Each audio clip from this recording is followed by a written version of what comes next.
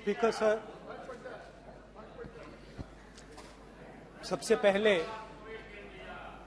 मैं आपका धन्यवाद करना चाहता हूं कि आपने मुझे लोकसभा में रीइंस्टेट किया।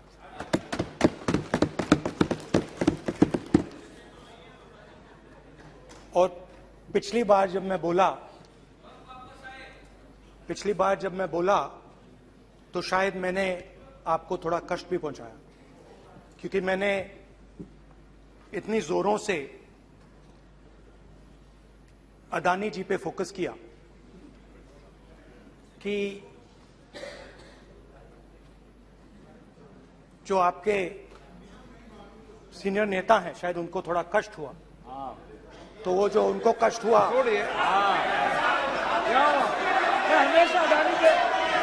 हमेशा अडानी पे अभी भी कष्ट हो रहा है। वो जो कष्ट हुआ, अभी भी कष्ट हो रहा है। विषय पे आइए, विषय पे। अभी भी कष्ट हो रहा है। ये देखिए, ये सारे नहीं मगर सुनिए तो वो जो कष्ट हुआ 1 2 3 4 5 उसका असर शायद आप पे भी थोड़ा हुआ। तो इसके लिए मैं आपसे माफी मांगता हूं, मगर मैंने सिर्फ सच्चाई रखी थी। मगर आज जो मेरे बीजेपी के मित्र हैं, आज आपको डरने की जरूरत नहीं है, डरो मत। क्योंकि आज जो मेरा भाषण है, डरो मत। और आप डरो मत।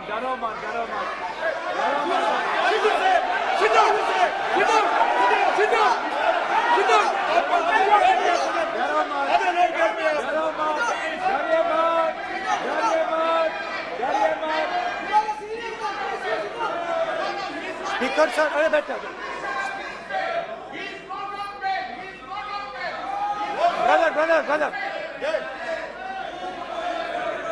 तो आज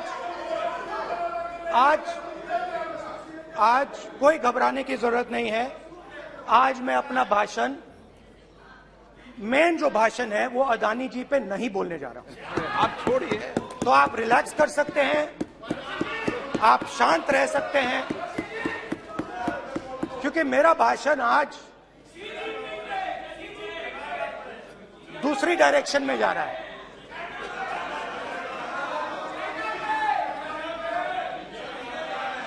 रूमी ने कहा था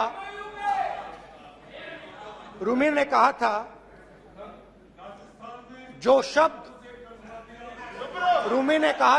शब्द दिल से आते हैं वो शब्द दिल में जाते हैं। तो आज मैं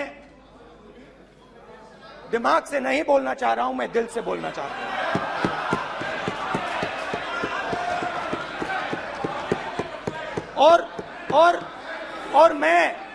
और मैं आज आप लोगों पर इतना आक्रमण नहीं करूंगा। मतलब एक दो गोले जरूर मारूंगा, मगर इतना नहीं मारूंगा। तो आप रिलैक्स कर सकते हैं।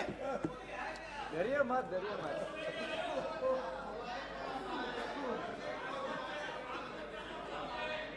अरे रक्षा मंत्री जी आज संभाल लेंगे आप लोग।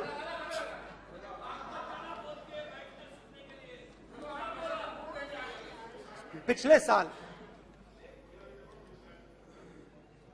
130 दिन के लिए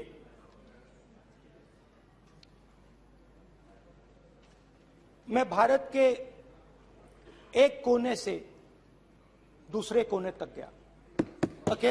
अकेला नहीं, बहुत सारे लोगों के साथ।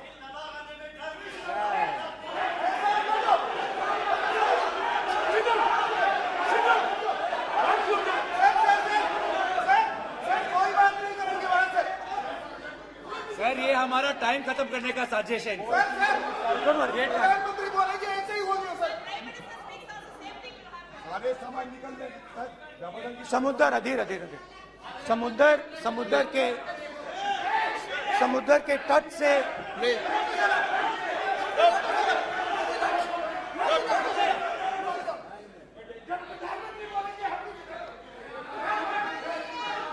माननीय सदस्य प्लीज प्लीज ऐसे धमकाने का बात की मत बोलो यहाँ पे। यहाँ पे बोलिए, आप उधर भी हाँ बोलिए। प्लीज। मैं समुद्र के तट से कश्मीर की बर्फीली पहाड़ी तक चला। नहीं, लद्दाख को मैंने नहीं छोड़ा। यात्रा अभी खत्म नहीं हुई है, यात्रा जारी है और जरूर लद्दाख आएंगे, घबराइए मत। बहुत सारे लोगों ने मुझसे पूछा यात्रा के दौरान, यात्रा के बाद कि राहुल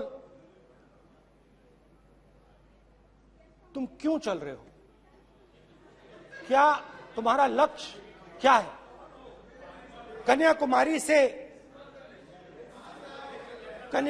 से कश्मीर तक क्यों जा रहे हो। और जब वो मुझसे पूछते थे, शुरुआत में मेरे मुंह से जवाब नहीं निकलता।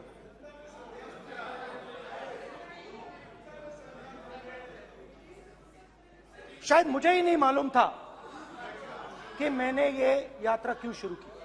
जब मैं कन्याकुमारी से शुरू हुआ, मैं सोच रहा था मैं हिंदुस्तान को देखना चाहता हूं, समझना चाहता हूं, लोगों के बीच में जाना चाहता हूं, मगर गहराई से मुझे मालूम नहीं था।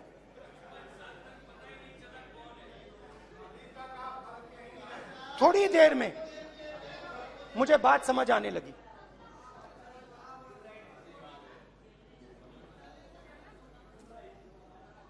जिस चीज से मुझे प्यार था, जिस चीज के लिए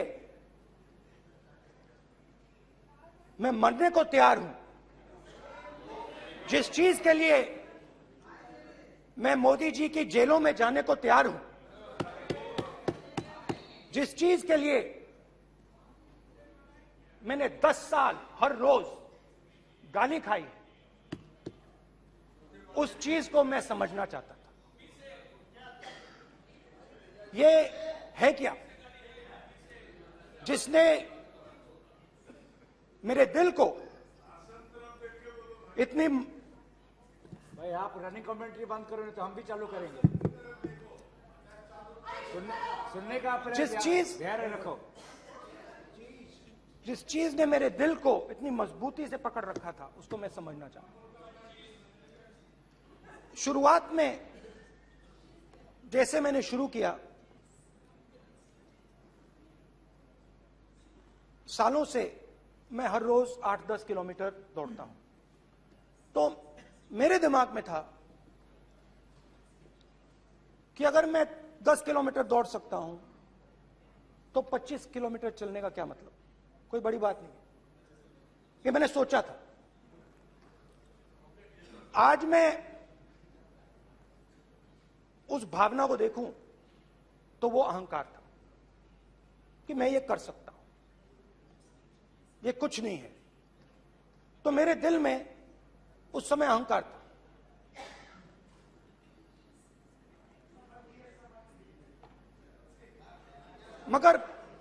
मगर भारत अहंकार को एकदम मिटा देता है, 1 सेकंड में मिटा देता है। तो हुआ क्या, 2-3 दिन में मेरे घुटने में दर्द शुरू हो गया।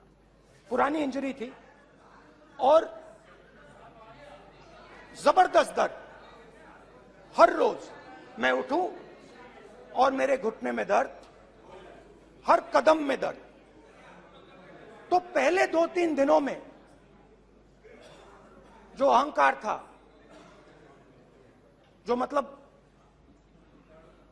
भेड़िया जो निकला था, वो चींटी बन गई एकदम। जो हिंदुस्तान को अहंकार से देखने निकला था, वो पूरा का पूरा अहंकार गायब हो गया। और रोज मैं डर डर के चलूं कि क्या मैं कल चल पाऊंगा। ये मेरे दिल में डर था। और जब भी ये डर बढ़ता था, कहीं ना कहीं से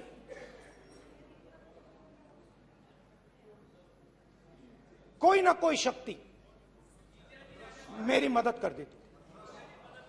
एक दिन मैं सह नहीं पा रहा था, एक छोटी सी लड़की आती है, मुझे चिट्ठी दे देती। मैंने चिट्ठी खोली, 8 साल की थी, उसमें लिखा था, Rahul, I am walking with you, don't worry. उसने मेरे पैर में चोट देखी और उसने अपनी शक्ति मुझे दे दी। सिर्फ उसने नहीं, लाखों लोग ने। और शुरुआत में जब मैं चल रहा था, कोई किसान आता था, मैं एकदम पहले उसको अपनी बात बताता था कि आपको ये करना चाहिए,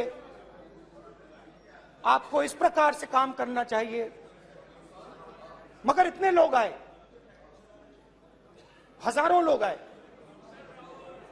कि थोड़ी देर में मैं बोल नहीं पाया। जो मेरे दिल में बोलने का डिजायर था, वो बंद हो गया। बोल ही नहीं पाया, क्योंकि इतने लोगों से बोलना था। और एक सन्नाटा सा छा गया, भीड़ की आवाज थी, भारत जोड़ो, भारत जोड़ो, भारत जोड़ो। और जो मेरे से बात करता था, उसकी आवाज में सुनता गया।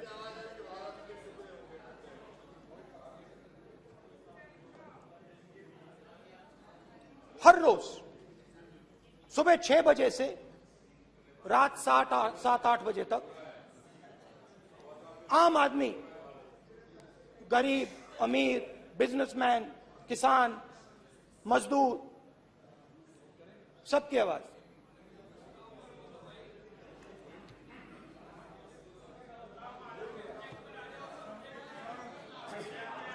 आ रहा हूं।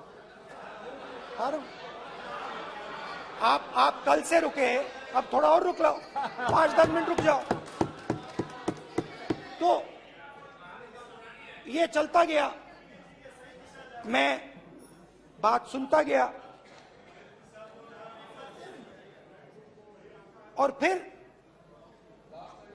मेरे पास एक किसान आया, और किसान ने हाथ में रुई पकड़ी हुई थी, और उसने मुझे कहा, अध्यक्ष महोदय, उसने मुझे कहा, मेरी आंख में देखकर उसने मुझे अपना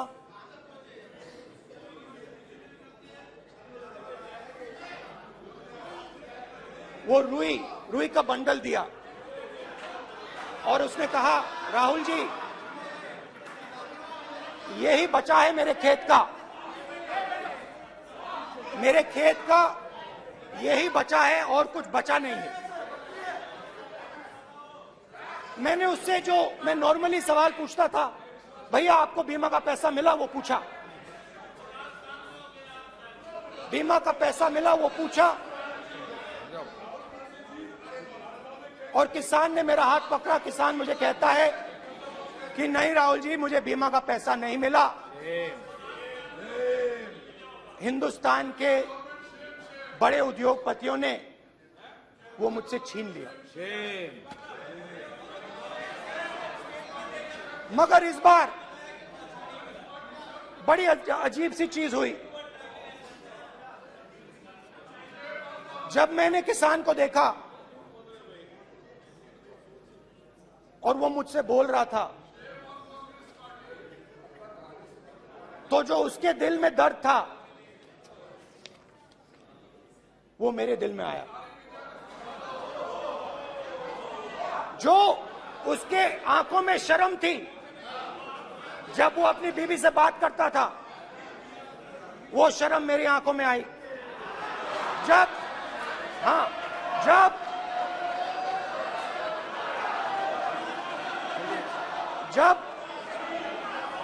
उसकी जो भूख थी वो मुझे समझ आई। और उसके बाद यात्रा बिल्कुल बदल गई। मुझे भीड़ की आवाज नहीं सुनाई देती थी, मुझे सिर्फ उस व्यक्ति की आवाज सुनाई देती थी जो मेरे साथ बात कर रहा था। उसका दर्द, उसकी चोट, उसका दुख, मेरा दुख, मेरी चोट, मेरा दर्द बन गया। समझने की कोशिश करो।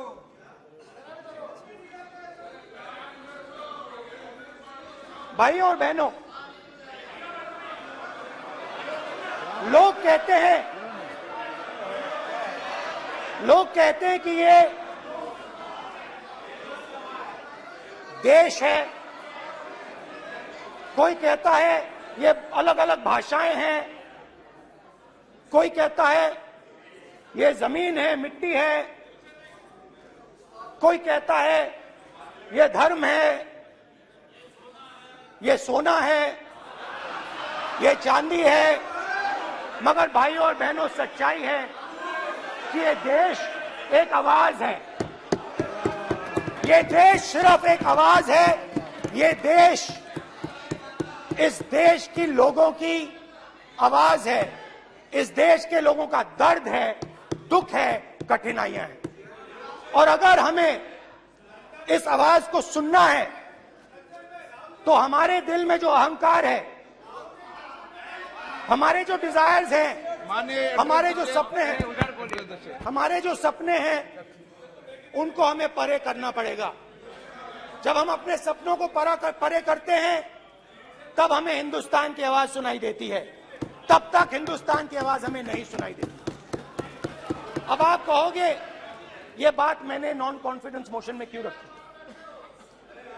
इसका क्या मतलब है कि भारत एक आवाज है, भारत लोगों का दुख है, भारत लोगों का कष्ट है, मुश्किलें हैं। क्योंकि भाइयों और बहनों,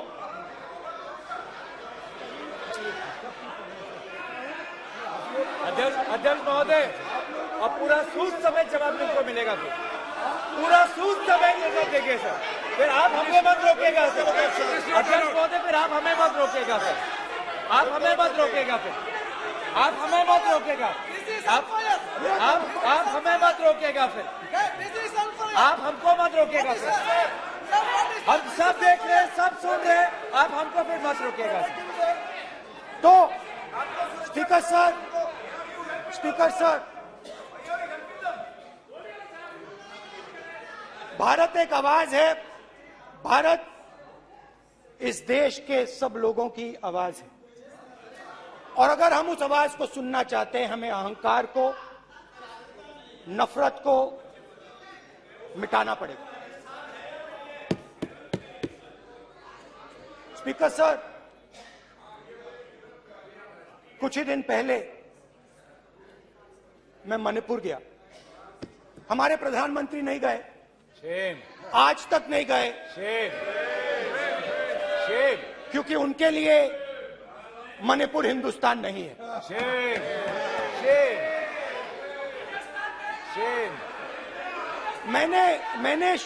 मैंने मणिपुर शब्द प्रयोग किया,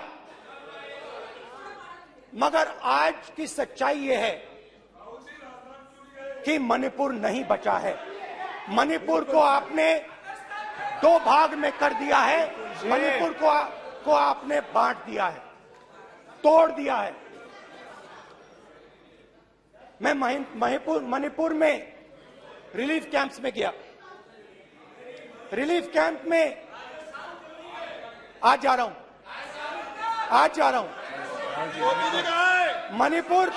मणिपुर में रिलीफ कैंप में मैंने महिलाओं से बात की।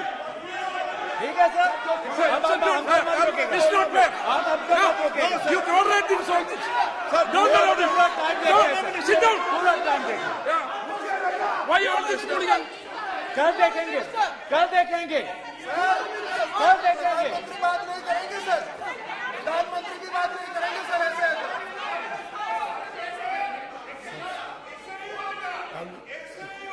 सूद समय मैं जवाब मणिपुर देने का गया और मणिपुर के कैंप्स में मैंने महिलाओं से बात की, बच्चों से बात की, जो हमारे प्रधानमंत्री जी ने आज तक नहीं किया। एक महिला मुझे कहती है, मैंने उनसे पूछा, बहन क्या हुआ आपके साथ? What's this? एक एक मंत्री बोल रहे हैं, कल आप बोले एक एक मंत्री खड़े होके बोल रहे हैं, एक एक मंत्री खड़े होके ऐसे कर रहे हैं, एक एक मंत्री खड़े होंगे तो पूरे सांसद खड़े होंगे यहाँ पे, पूरे सांसद खड़े होंगे यहाँ पे, बैठे नहीं है चुपचाप करके पूरे सब खड़े होंगे, पूरे सब खड़े होंगे। कल कांग्रेस पार्टी ने पूरा देश खड़ा होगा आपके खिलाफ, तो पूरा देश कल आपके खिलाफ खड़ा होगा। मैं बहुत सारी महिलाओं से बात किया, मगर मैं आपको दो उदाहरण देना चाहता हूं। एक महिला मुझे कहती है, मैंने कहा क्या हुआ तुम्हारे साथ? कहती है, मेरा छोटा सा बेटा, महिला का सम्मान करें प्लीज, ये सम्मान। एक ही बच्चा था मेरा, एक ही बच्चा था मेरा, मेरे सामने, मेरे आंखों के सामने उसको गोली मारी है।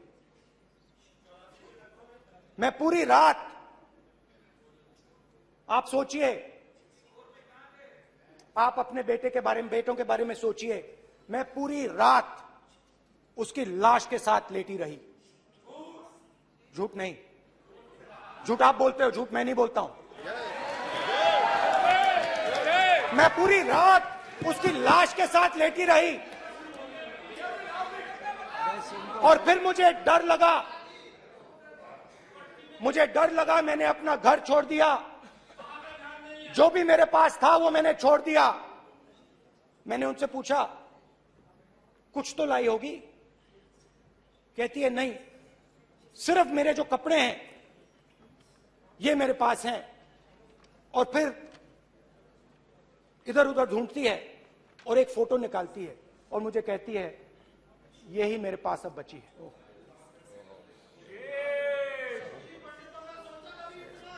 एक और उदाहरण, दूसरे कैंप में मैं, एक महिला मेरे सामने आती है, मैं उससे पूछता हूं, तुम्हारे साथ क्या हुआ? क्या हुआ तुम्हारे साथ? और जैसे ही मैंने ये सवाल पूछा,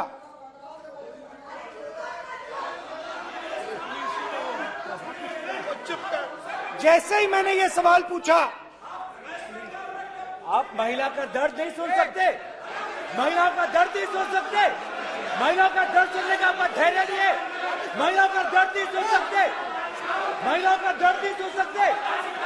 जैसे ही मैंने उससे ये सवाल पूछा, बैठो, जैसे जी सर,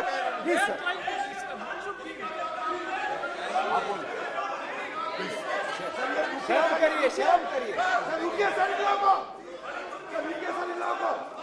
जैसे ही मैंने उससे सवाल पूछा, तुम्हारे साथ क्या हुआ, शर्म नहीं है तेरे को? वैसे ही एक सेकंड में वो कांपने लगी। उसने अपने दिमाग में वो दृश्य देखा और वो बेहोश हो गई। मेरे सामने कांपती हुई बेहोश हो गई। तो ये मैंने आपको सिर्फ 2 उदाहरण दिए हैं। स्पीकर सर, इन्होंने मणिपुर में हिंदुस्तान की हत्या की है, सिर्फ मणिपुर की नहीं, हिंदुस्तान की हत्या की है। इनकी राजनीति ने मणिपुर को नहीं, हिंदुस्तान को मणिपुर में मारा है। हिंदुस्तान को कत्ल किया है, हिंदुस्तान का मर्डर किया है मणिपुर में।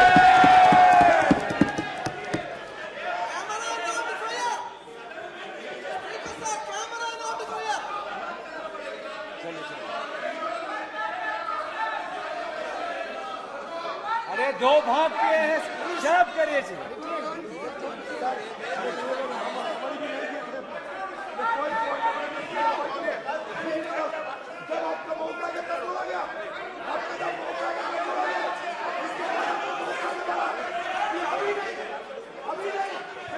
माननीय सभी सदस्यों से कहूंगा शांति रखें, प्लीज प्लीज। मणिपुर, हाँ क्या बोल रहे हैं? अब बोलिए। एक अरे भाई क्या बात है?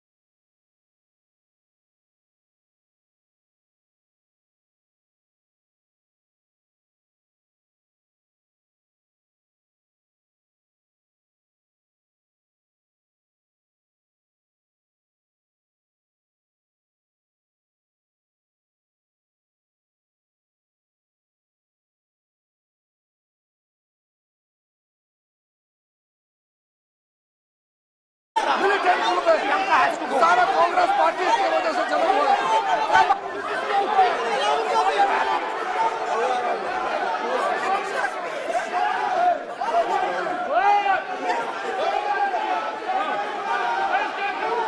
ओके, बैक आजा, बैक हेमंत, सबको पीछे ले आओ। बैक हाईवे हो गया प्रतापन हो गया। आप भाषण नहीं सुनना चाहते हैं? आप भाषण नहीं सुनना चाहते? प्लीज बैठिए, बैठिए, प्लीज बैठिए,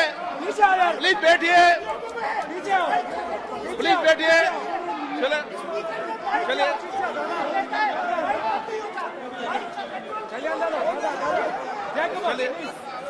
ओके, थैंक यू।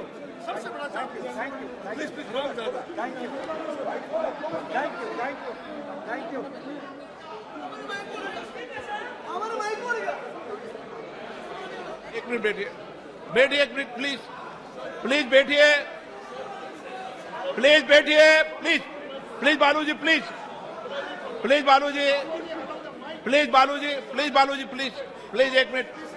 एक मिनट प्लीज बैठिए। माननीय सदस्यगण, ऐसे नहीं सकते। जिस तरीके का व्यवहार आप टेबल पर आकर कर रहे हैं, इस तरीके से सदन नहीं चलेगा। ये तरीका ठीक नहीं है। जब मैंने किसी को कहा है तो कहा है, ऐसे सदन नहीं चलेगा। आप सदन नहीं चलाना चाहते, अलग बात है। आप अपनी बात कहिए, गलत तरीका ये। नो, ऐसे सदन चलने वाला नहीं है। जो माननीय सदस्य टेबल पर आए उनके खिलाफ कार्रवाई होगी। प्लीज बैठिए, आप भी बैठिए। माननीय मंत्री जी, प्लीज बैठिए। भारत माता, प्लीज बैठिए। भारत माता, प्लीज बैठिए। Please brother. मैं बहुत शांति से सुन रहा हूं, इसका तरीका ये नहीं है उचित हो कि आप टेबल पर आए। नहीं, गलत तरीका ये। आप जैसे मैंने माननीय sir please please brother please भैया पानी लो। जैसे मैंने भाषण के शुरुआत में बोला, भारत एक आवाज है, भारत हमारी जनता की आवाज है, दिल की आवाज है। उस आवाज की हत्या आपने मणिपुर में की। इसका मतलब भारत माता की हत्या आपने मणिपुर में की।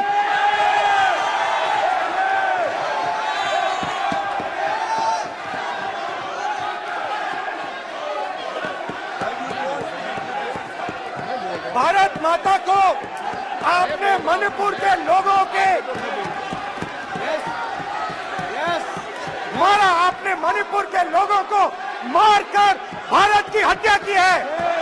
आप देशद्रोही हो, आप देशभक्त नहीं हो, आप देश प्रेमी नहीं हो, आप देशद्रोही हो।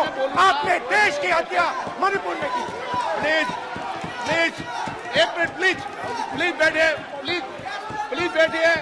अब सवाल आप उठता है, बैठना चाहते नहीं बैठना चाहते, आप बैठना चाहते नहीं बैठना चाहते, इसीलिए आपके प्रधानमंत्री बैठना चाहते आप। मणिपुर में नहीं जा सकते बैठिए आप, हैं, क्योंकि उन्होंने प्लीज देश की हत्या की है। मणिपुर में हिंदुस्तान की हत्या की है, भारत माता की हत्या की है। मणिपुर के लोगों के दिल में। प्लीज एक मिनट बैठिए आप, तो सवाल उठता है, एक मिनट बैठिए, एक मिनट। आप भी विराजो, आप बैठिए सही, नहीं बैठिए रहने दो आप बैठिए आप प्लीज बैठिए आप प्लीज। आप बोल रहे हैं फिर आप भारत माता के रखवाले नहीं एक हो, मिनट माननीय सर। आप भारत माता के हत्यारे हो। प्लीज माननीय सदस्य प्लीज माननीय सदस्य प्लीज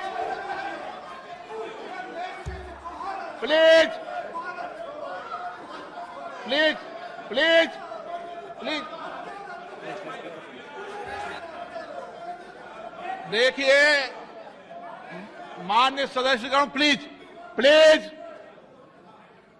माननीय सदस्यगण, भारत मां हमारी मां है, हमें सदन में बोलते समय संयम बरतना चाहिए।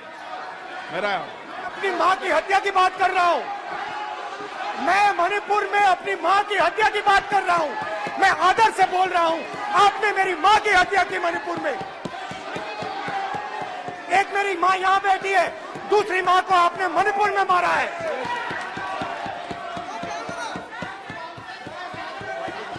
और हर रोज जब तक आप हिंसा को बंद नहीं करोगे, तब तक आप मेरी मां की हत्या कर रहे हो। हिंदुस्तान की सेना मणिपुर में एक दिन में शांति ला सकती है। हिंदुस्तान की सेना का आप प्रयोग नहीं कर रहे हो, क्योंकि आप हिंदुस्तान को मणिपुर में मारना चाहते हो।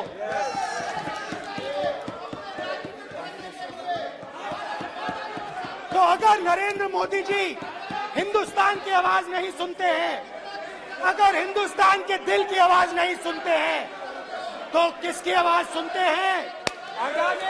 दो लोगों की आवाज सुनते हैं। इसकी आवाज सुनते हैं, इसकी आवाज सुनते हैं, माननीय सदस्य और इसलिए सुनते हैं। नो एक गलत तरीका माननीय सदस्य, देख लीजिए गलत तरीका है। अडानी जी के लिए मोदी जी ने क्या काम किया है, देख माननीय लीजिए। सदस्य ये पहले आप और क्वेश्चन ये बाद लेकर आए, में। गलत तरीका आपका। माननीय सदस्य आपका गलत तरीका है, आप सीनियर सदस्य हैं, आप इस तरीके का व्यवहार सदन में मत करिए। आप बात करिए, लेकिन इस तरीके से पोस्टर लाना ये उचित नहीं है किसी तरीके से।